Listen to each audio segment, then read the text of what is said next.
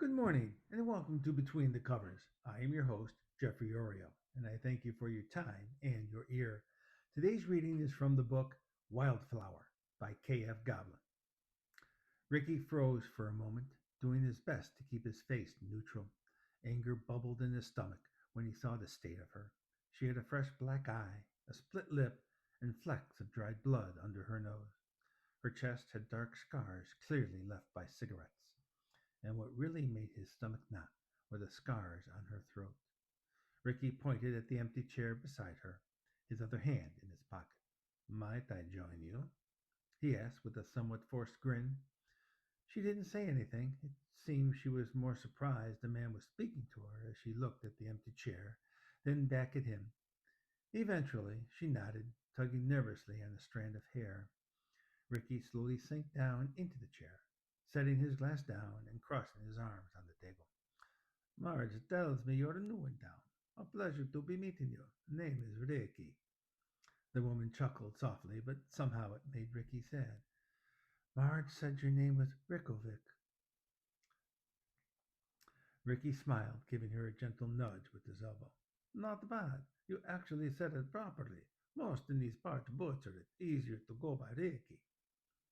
Well, nice to meet you, Ricky. My name is Carmen. Ricky felt his ears perk as he looked over her face more closely. She had pale green eyes, like fresh leaves in the spring. Aside from her wounds, she had a very nice face. Her long snout was rather cute, and her dark nose complemented her light fur. She looked very tired. The bags under her eyes made it clear she hadn't had much rest recently.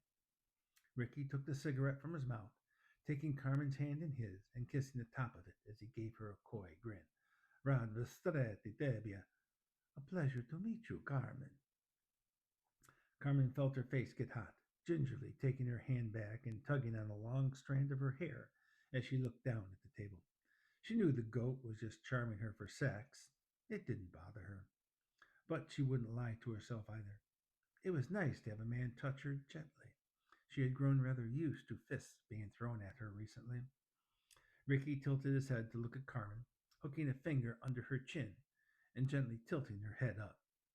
Don't look so shy, Malaya. Carmen half smiled, resting her head in her hands as she looked over at Ricky. He was odd. She was pretty sure his Russian accent was starting to charm her. Her tail swayed a little as she spoke to him. Malaya, huh? Some sort of pet name for me already? Ricky snorted, taking a sip of his drink and shrugging. I suppose not often I meet a girl worth calling it, if I am honest. Carmen puffed out her chest and flicked her long ear back in mock pride. Well, aren't I just the luckiest gal in town? A local womanizer clearly has bad eyesight. Thank you, and salute.